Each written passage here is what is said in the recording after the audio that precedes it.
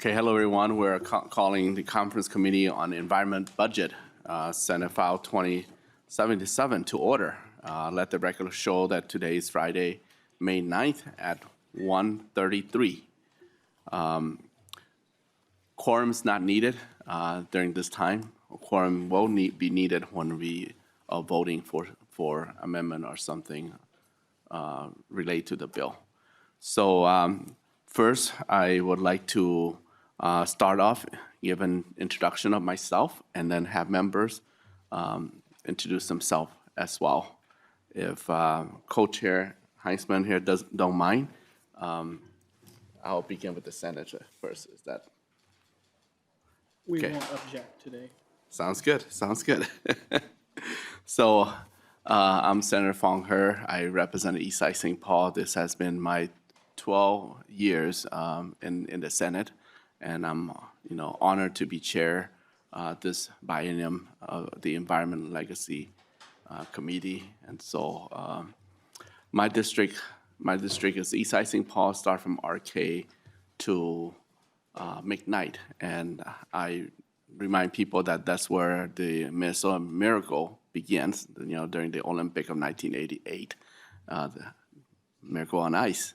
And also used to be the home for 3M. Now 3M is out of my district. 3M is now in Maplewood, but it used to be 3M used to be the heart of the East Side St. Paul.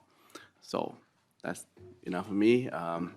Let's go to member first, and we follow by staff later. Senator Steve Green, I'm from District 2. My district goes from about 10 miles north of Detroit Lakes up to the northwest angle, takes in all of Monoman County and goes almost over to Grand Rapids. So it's a pretty big area. I like to refer to it as North Central, which it is. And so it's a big area, good area. So that's where I'm from. I'm State Senator Mary Kunish. I represent District 39, which are the communities of St. Anthony Village and New Brighton, Columbia Heights and Hilltop, Spring Lake Park, and Fridley. Hello, I'm Senator Ann Johnson Stewart. My district is 45, which is west of here, all of the 15 communities that touch Lake Minnetonka, plus the city of St. Bonnie. Glad to be here. Representative Heintzeman, co-chair Heintzeman. Thank you. Yeah, Josh Heintzeman. I represent the Brainerd Lakes area. It's actually a very small district, District 6B, and have served 11 years. This is my 6th term. It's a very recreational-based economy, and a lot of the issues we discuss here in the Environment Committee are very relevant in that part of the state.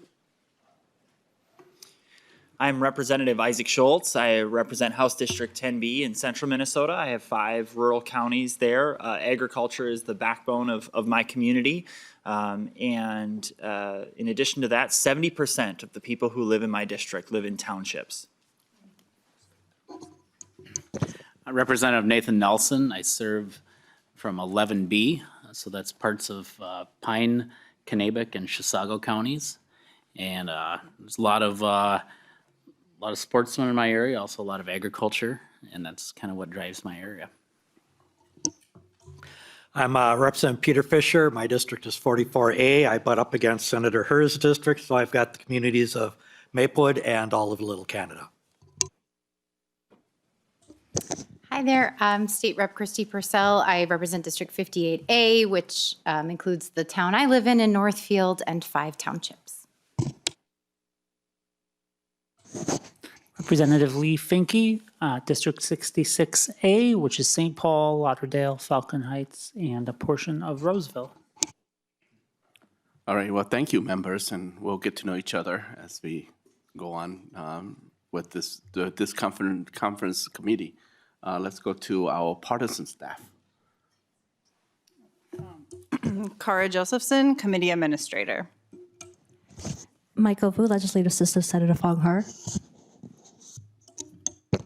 Hi, I'm Amy Zipko. I'm the GOP Committee Administrator. Hi, I'm Peter Strom. I am the DFL Committee Administrator.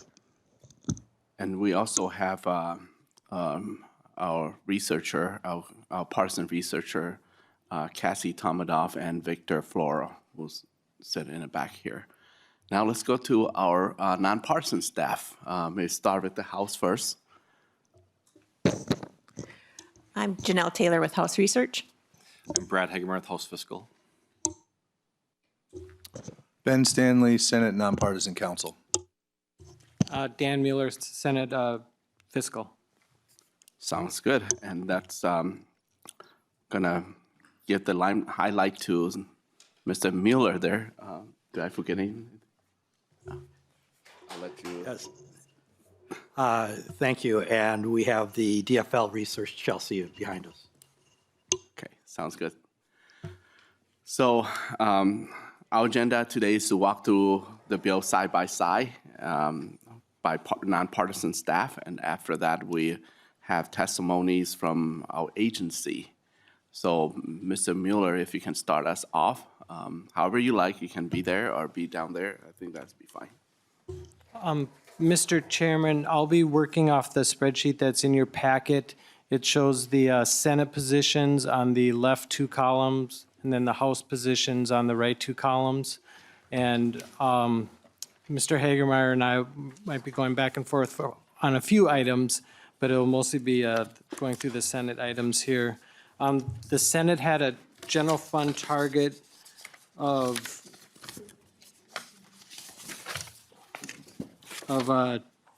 plus.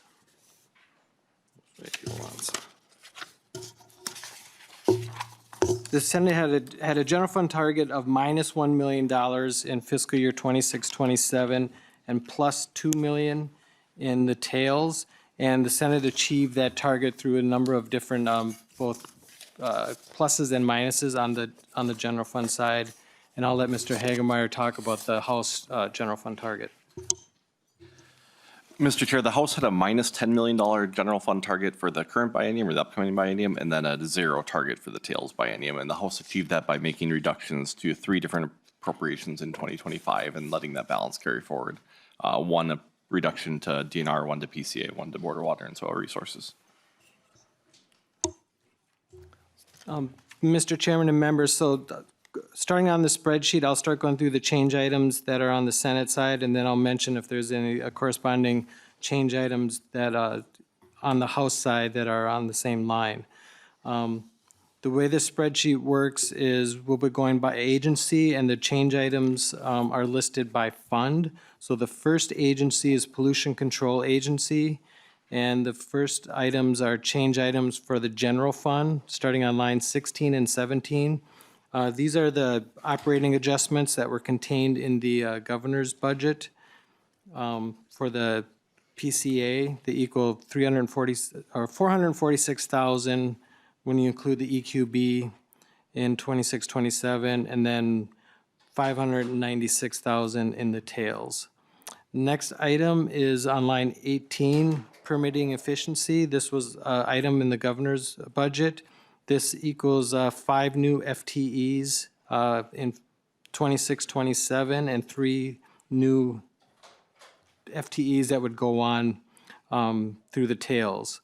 And this is paid for in part by the general fund on line 18, and there's also some environmental fund money for permitting on line 33. The line 19 is a $500,000 per year reduction to the county feedlot program. Line 20 is a movement of $175,000 from a previous appropriation to the Department of Health, and that shows up later in the spreadsheet. Lines 21 and 22 are 2 appropriation line items that in the base are funded with general fund, and this is moving them over to the environmental fund.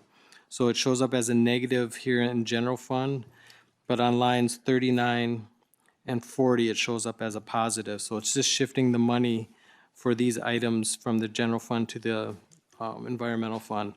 On line 23 was a previous rider for reporting fish kills of $7,000 per year, and the Senate removes that funding for that, direct funding for that item.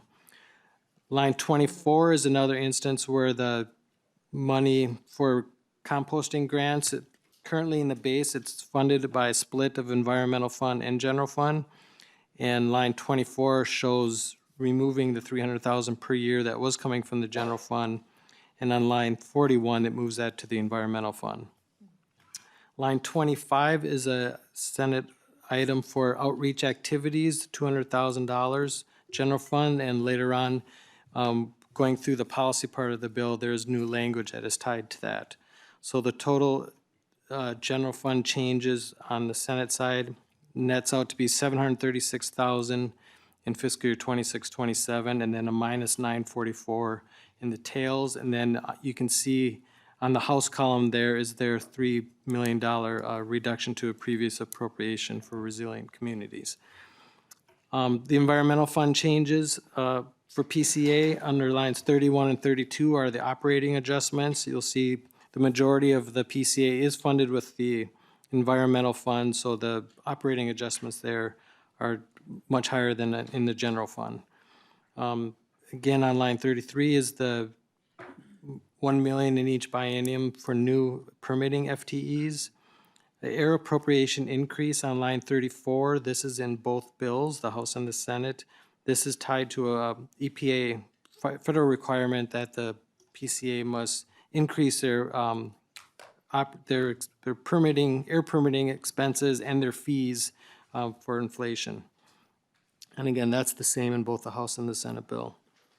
Line 35 is $215,000 in the first 2 years and $195 in the tails for a new program dealing with mercury skin lightening cream awareness, and there's some policy language later in the bill for that.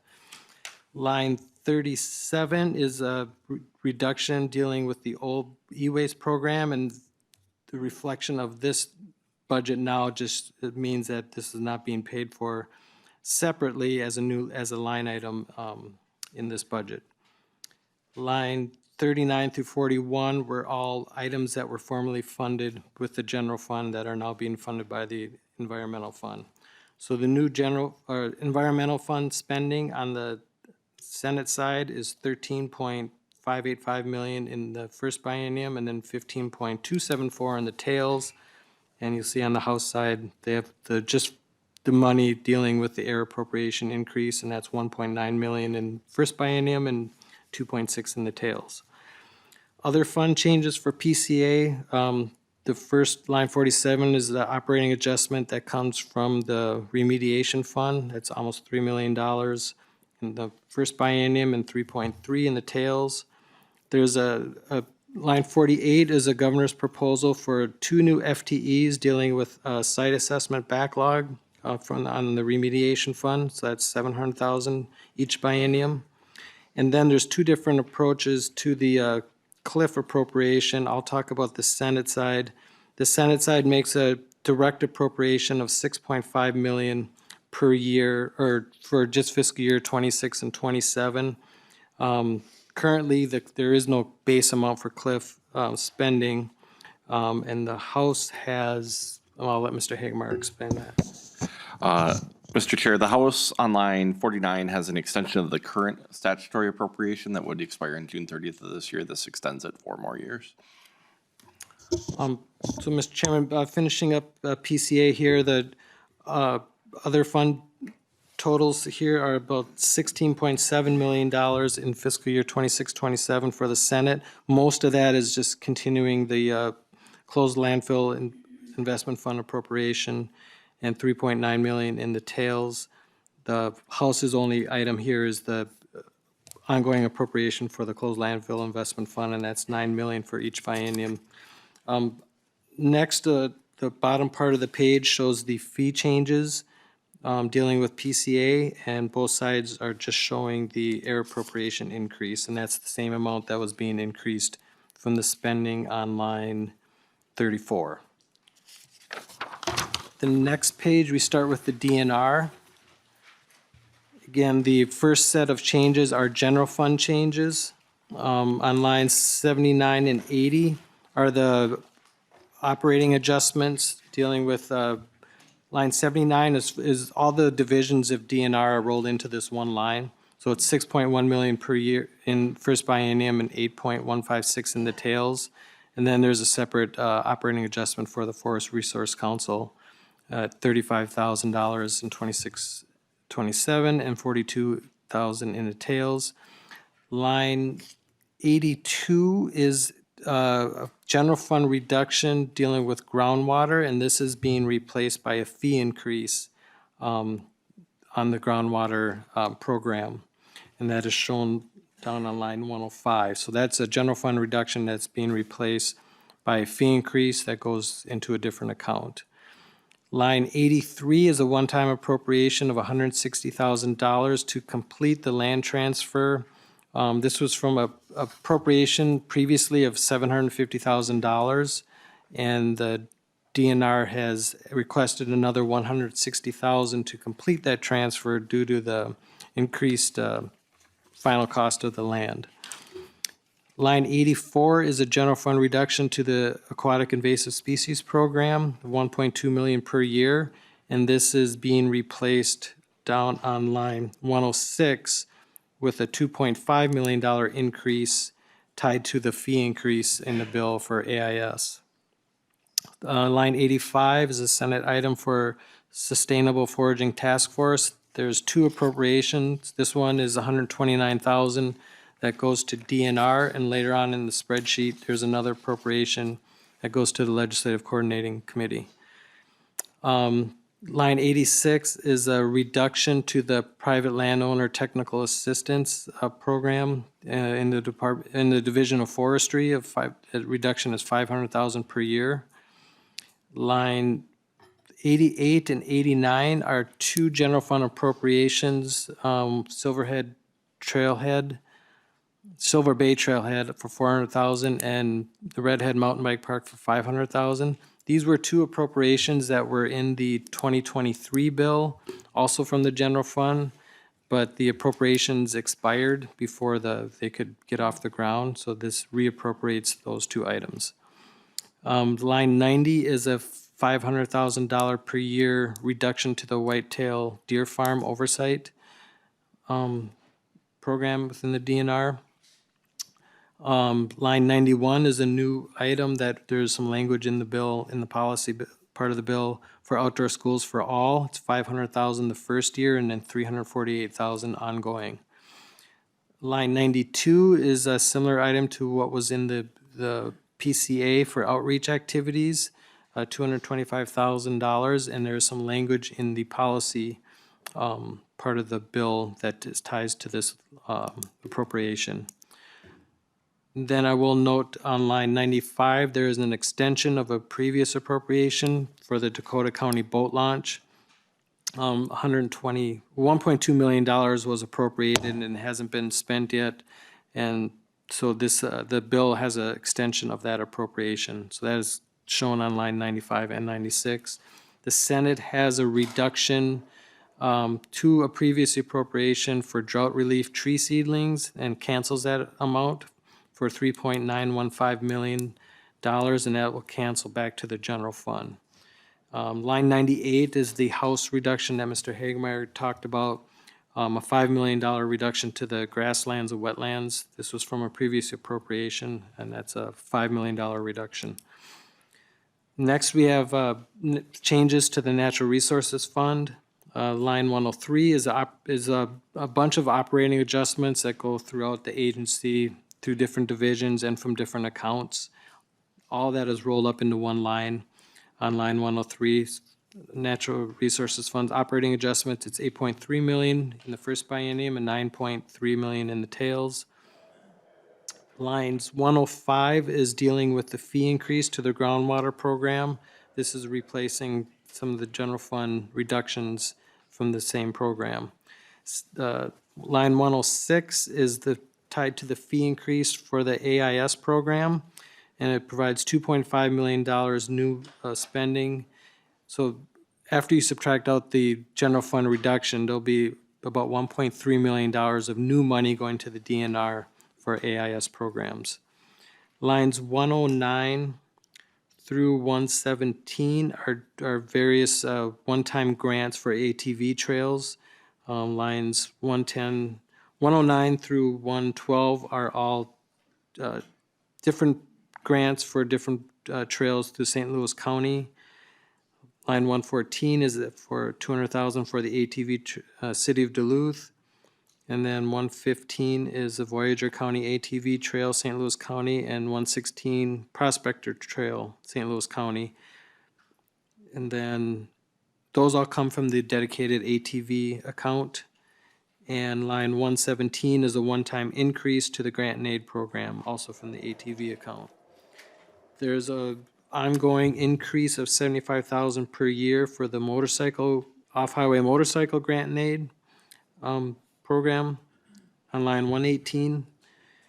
And then line 119 is tied to some policy language that is in the bill dealing with abandoned watercraft enforcement. There's some policy in the bill that we can look at later. And this increases spending tied to that of $262,000 per year ongoing, and that comes from the water rec account, which is funded through boat fees. So the new spending on the Senate side tied to Natural Resources Fund is $20.974 million in the first biennium and $21.4 million in the tails, and there's no change items on the House side dealing from the Natural Resources Fund. Next page, on page 3, is the change items in the Game and Fish Fund.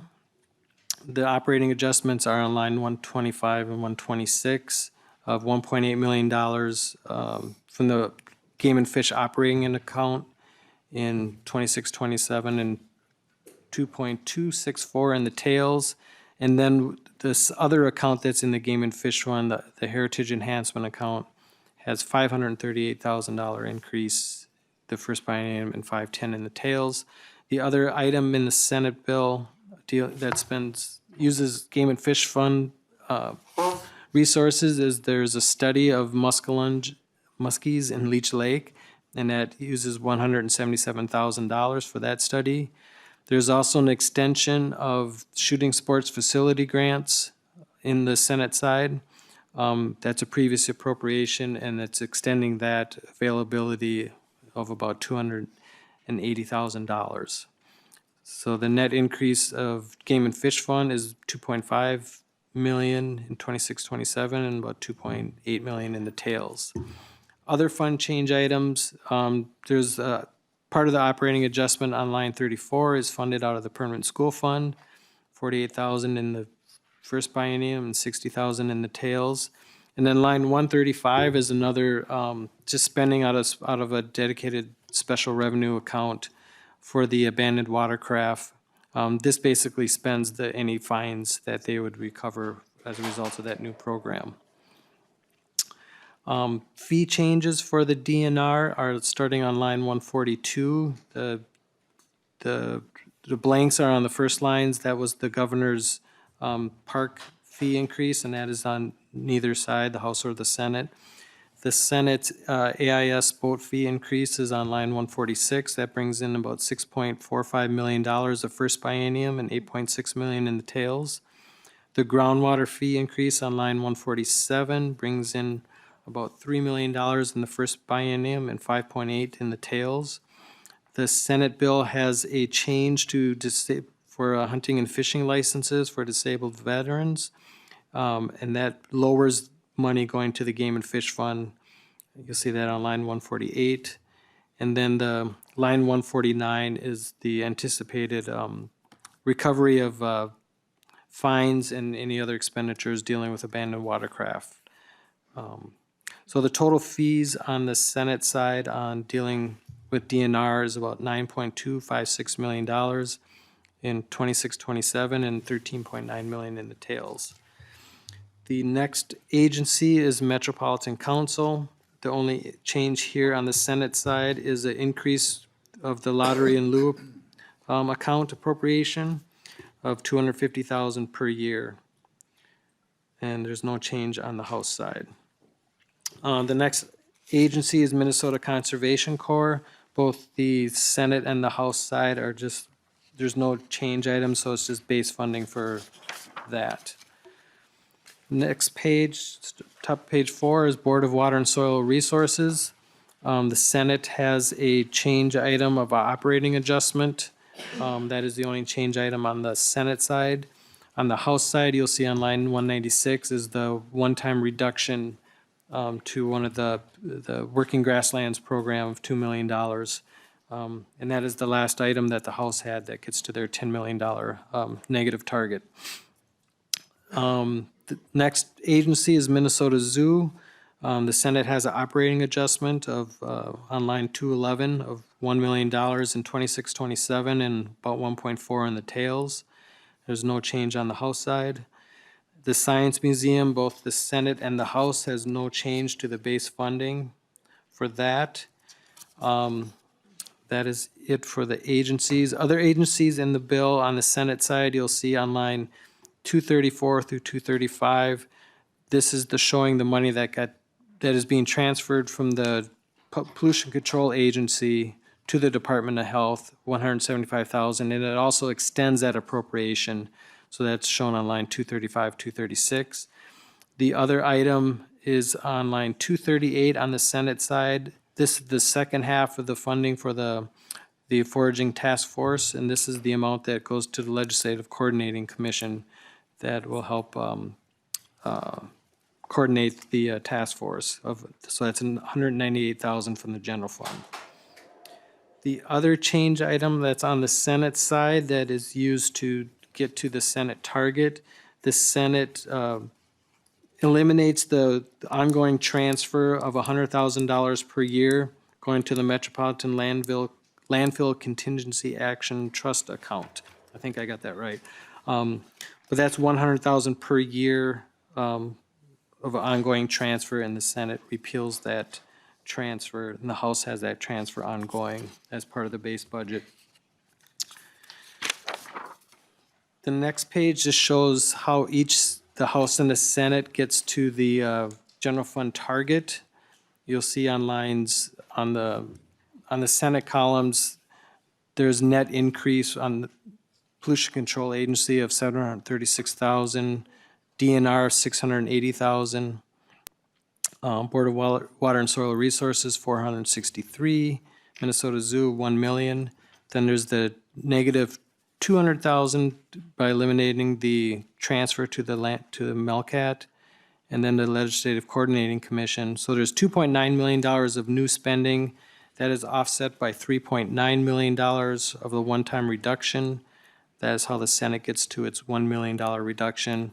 And then in the tails, you'll see the same, that some of the agencies have pluses and minuses, but the Senate has a tails target of $2 million.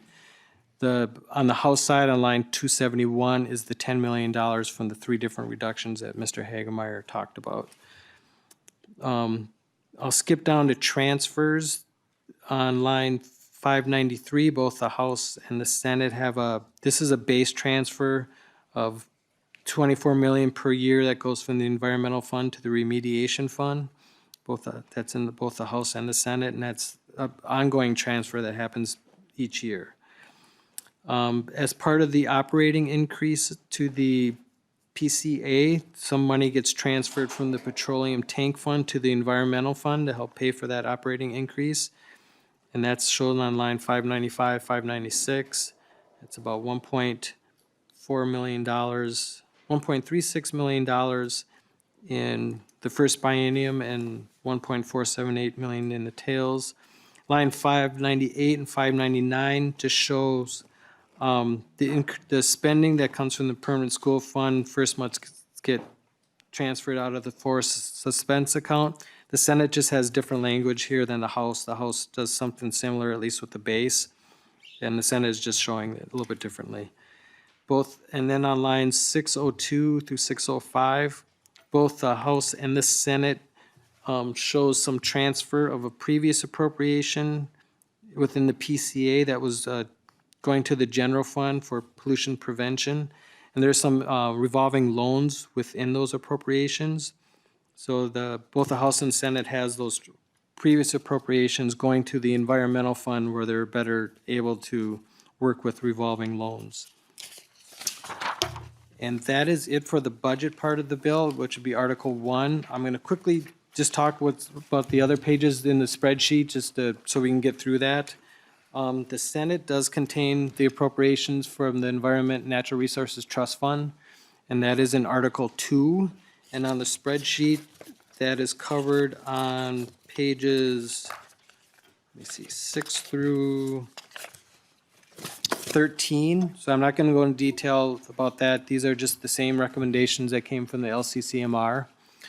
Article 3 on the Senate side contains the appropriations from the Environmental and Natural Resources Trust Fund for the community grants programs, and it is appropriating both years of that.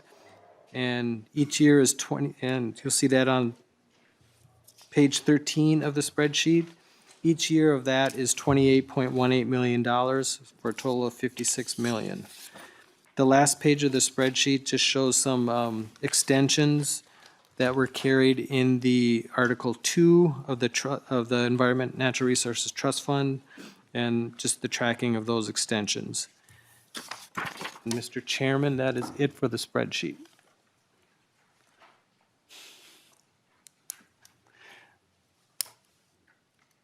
Member, any question to Mr. Mueller regarding the spreadsheets? Mr. Stanley? Mr. Chair, members, good afternoon. I am going to walk you through the policy differences, and those begin on R107 of the side-by-side. This is mostly going to be Senate language from Senate Article 4. And I will just start, and stop me with any questions, Mr. Chair. The first policy section is a Senate-only Section 1 on R107 that requires the DNR to ensure that all of its work is conducted in a manner that facilitates outreach to Minnesotans of diverse backgrounds, cultures, and languages. The next section spans R107 to R108. It's Senate-only Section 2. This is establishing the new Outdoor Schools for All grant program that Mr. Mueller mentioned. On R108 through R109, Mr. Chair, is a Senate-only Section 3, providing for the seizure and forfeiture of abandoned watercraft. This section also imposes related criminal and civil penalties. Section 4 on R109 through R110 is a Senate-only section that increases the watercraft aquatic invasive species surcharge. Section 5 on R110 is a conforming change related to the abandoned watercraft provision. It is Senate only. As is the next provision, Section 6 on R110. This is also related to abandoned watercraft. It imposes consequences for a conviction of abandoning a watercraft. Senate's only sections 7, 8, and 9 on R110 through R113 are all related to reducing game and fish license fees for disabled veterans. Next is a Senate-only Section 10 on R113 through R115 that increases water use permit fees. On that same page is a Senate-only Section 11 that increases the application fee for a water appropriation permit. Next, Mr. Chair, is Senate Section 12 and House Article 2, Section 1. These provisions are different. They are found on R115 through R116. These are the changes to the closed landfill investment fund statute. The Senate version is sort of a technical modification in that it's repealing the statutory appropriation that was set to expire on June 30th. And this goes along with the one-time appropriations from that fund on the Senate side that Mr. Mueller mentioned. What the House language is doing is, instead of repealing this statutory appropriation, as Mr. Hagemeyer said, it's extending it for an additional 4 years. Next, on R116 is a Senate-only Section 13 that requires, this is the counterpart to the DNR provision I mentioned earlier, that requires PCA to ensure that all of its work is conducted in a manner that facilitates outreach to Minnesotans of diverse backgrounds, cultures, and languages. Section 14 is found on R116 through R118. It gives the Pollution Control Agency the authority to issue field citations for failure to provide the agency with information it needs to develop or reissue permits or amendments to permits. It also authorizes the agency to issue field citations for failure of a business required to make a certification that I'll talk about in a minute. Section 15, which is a Senate-only section on R118 through R120, goes along with the previous section in that it sets the fines for those field citations. Section 16 is a Senate-only section on R120, and this is related to the previous two sections. It requires businesses that sell skin lightening products to certify that they will not sell those products that contain mercury. Section 17, Senate Section 17, House Article 1, Section 10 on R120 through R125.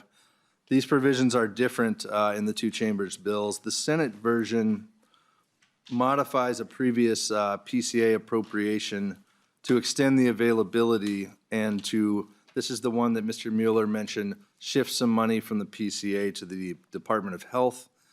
The House version is just part of the House's meeting its negative target that Mr. Hagemeyer mentioned earlier.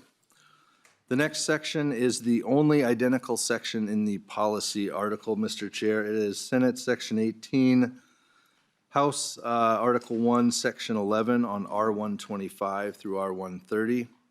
And this is language that ensures that when loans from two PCA revolving loan programs are paid back, the money is deposited back into those revolving loan programs. Next is Senate Section 19, House Article 1, Section 13 on R130 through R134. This is another section modifying a previous appropriation. The Senate version here is extending the availability of shooting sports facility grants, while the House is modifying this section to meet its negative target. Section 20 on R134 through R136 is a Senate-only provision that creates a Minnesota Sustainable Foraging Task Force.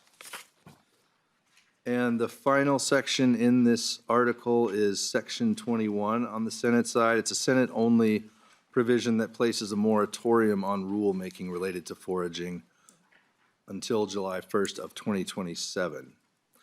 And Mr. Chair, that's all for Senate Article 4.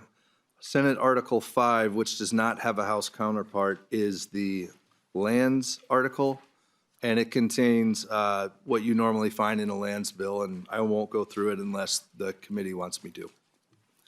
And that's it, Mr. Chair. Thank you, Mrs. Stanley. Any questions on the report that Mrs. Stanley just mentioned?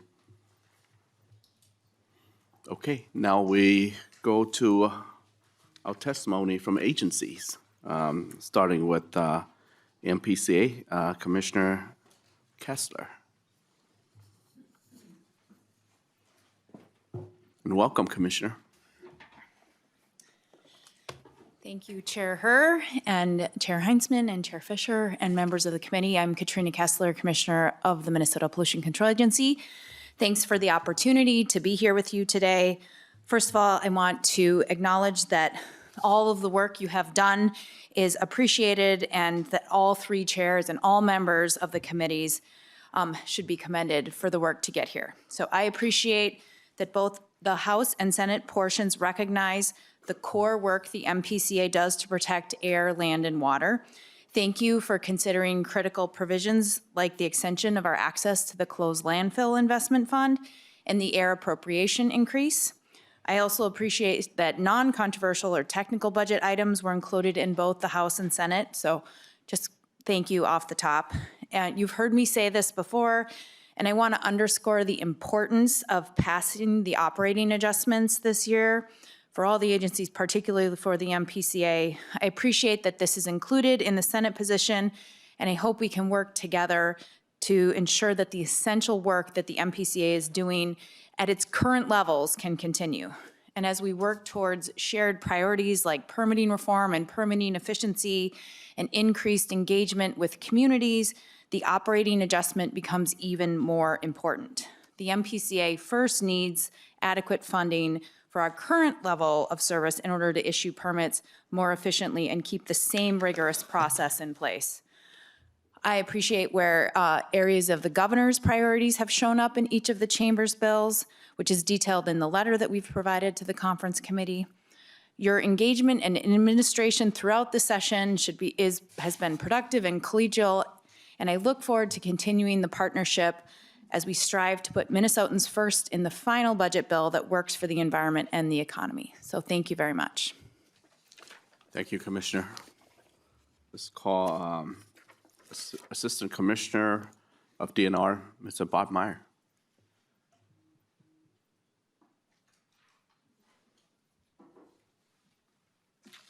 Welcome. Good afternoon. Here from today on behalf of Commissioner Sarah Stroman, who is up at the Governor's Fishing Opener in Cross Lake. She looks forward to seeing you all up there, who's ever going to be up there this weekend to participate in that annual event, rite of passage into spring and into the walleye fishing season. With that, Mr. Chairs, we do appreciate the work you and your committees have done on the Omnibus Environment, Natural Resources Policy and Finance Bill. We appreciate the thoughtful consideration of how to best navigate budgetary constraints and support Minnesota's environment, economy, and people into the future. We look forward to working with you to finalize a budget and advance important policy provisions that help us serve Minnesotans and manage natural resources. Addressing inflation and operating costs is our primary objective in this budget bill. Keeping pace with inflation is essential to maintain DNR services such as park operations, forest management, conservation work, and timely permitting processes. We urge the committee to include the DNR's proposed operating adjustment in the final bill. Without this operating adjustment, Minnesotans will experience service erosion on these and other issues in the coming years. The Senate bill and the governor's bill does contain several provisions relating to outdoor recreation and natural resources management fee increases.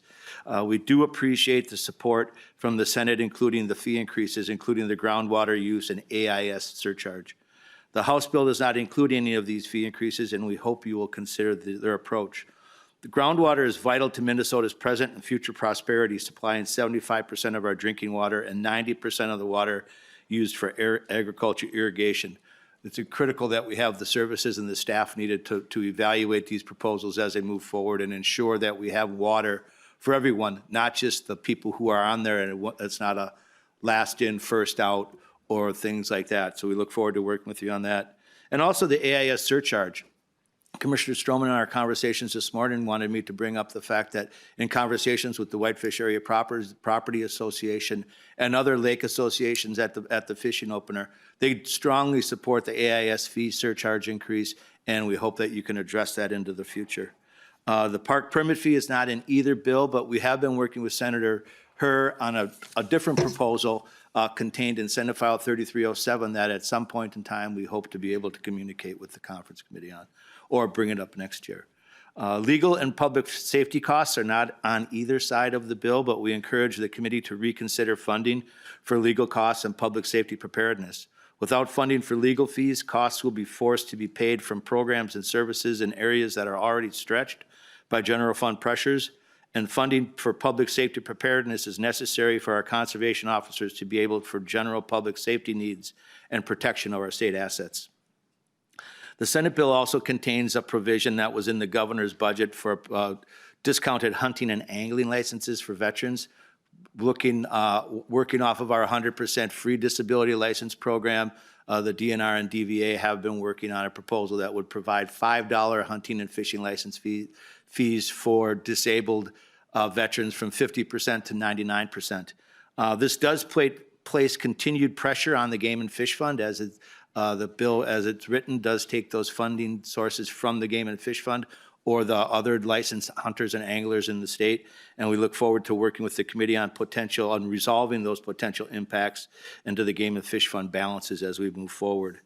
I want to thank the Senate and Senator Kunish for the additional funding needed for the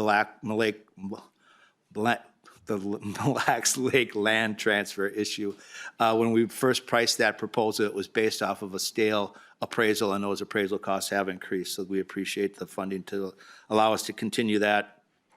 And lastly, Mr. Chair, the foraging task force, I just want to bring up a couple points there. The DNR continues to have concerns about the foraging task force proposal contained in the Senate bill.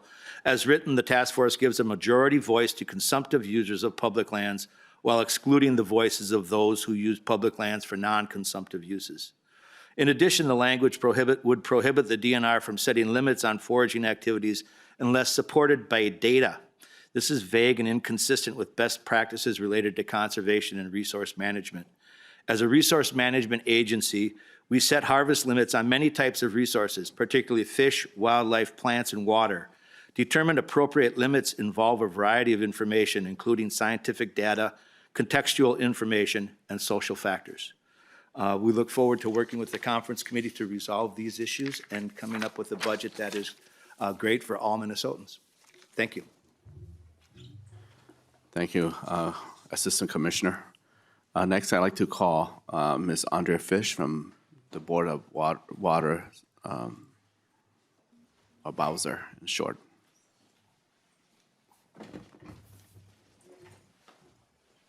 Welcome, Assistant Director, to the Conference Committee.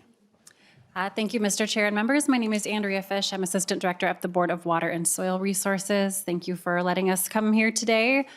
We know that you've got a lot of hard work both in the rearview mirror and ahead of you, and we want to make sure that you know that we are here to address any questions that you might have and continue working with you as you develop a final conference committee report.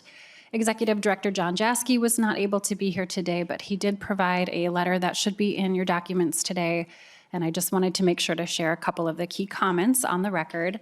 And first, with the agency budget, we do appreciate consideration for the operating adjustment that is in the Senate bill right now. This helps us maintain our current level of service protecting Minnesota's lands and waters. And we also want to note that changes to prior appropriated funds, particularly for easement funding, could have an impact on the ability to leverage federal funds via our Federal Conservation Reserve Enhancement Program. In terms of policy, we know that there's not a lot of major changes to the work that we do to protect Minnesota's lands and waters, but we can continue to work with you all as those work through the system as well. And we wanted to note our support for the inclusion of removal of duplicative reporting requirements for the state's drainage work group. We provide administrative assistance for that group and have supported their efforts to bring that forward this year as well. Thank you. Thank you very much, Ms. Fish, Assistant Director. Next, I'd like to call Minnesota Zoo, Mr. John Frawley, Executive Director.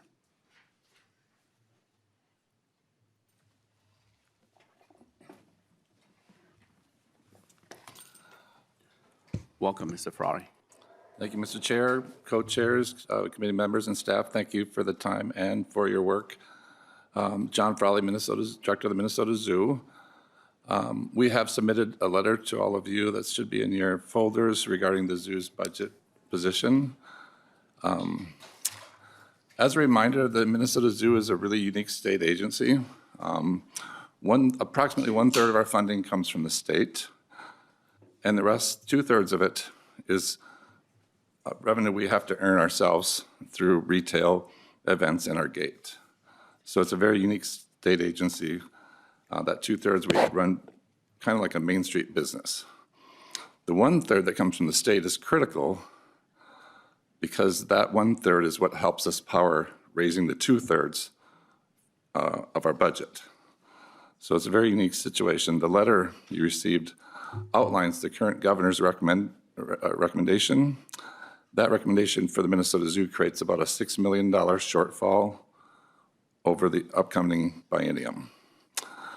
So, we at the zoo, we know we need to be part of, and the Minnesota Zoo needs to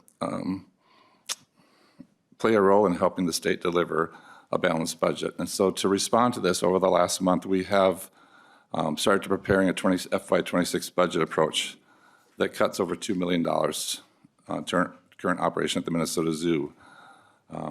what we're preparing would eliminate positions. It includes layoffs, 42% reduction in education, 11% reduction in marketing, 9% reduction in our maintenance facility, 9% in our events, and 2% in zookeepers, veterinarians, and all other departments.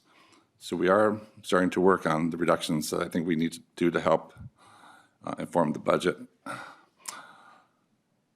We also are planning on small increases to zoo admissions to help offset. But with that said, and in the letter, we are requesting that the committee would please consider, because all the cuts we're listing, that I just listed, we're requesting that the committee consider increasing our rec by $1.3 million per year. With all the cuts, this request would allow us to avoid the layoffs that are coming our way with this governor's rec. And the key there is, once again, back to we need the staff to be able to generate that 2/3 revenue. So that's critical for our business model. So, Mr. Chair, co-chairs, committee members, staff, once again, thank you for your time and for your consideration. Thank you, Mr. Executive Director Frowley. Members, also in your package is written testimonies from other agencies. Is in your packet as well as online for the public. So, any question from members in regarding our logistic before we move on or adjourn this first conference committee, and also any remarks from members, short remarks, and to respect the other body are still in session. So if there's no question, co-chair, any remark? The next gavel holding will be on the House side, and I'll pass the gavel over. The date is yet to be decided. No, thank you, Mr. Chair. Just, this was a first step to get us towards completing our work, and glad we could meet today to get that accomplished. Well, thank you, members from both sides and staffs as well.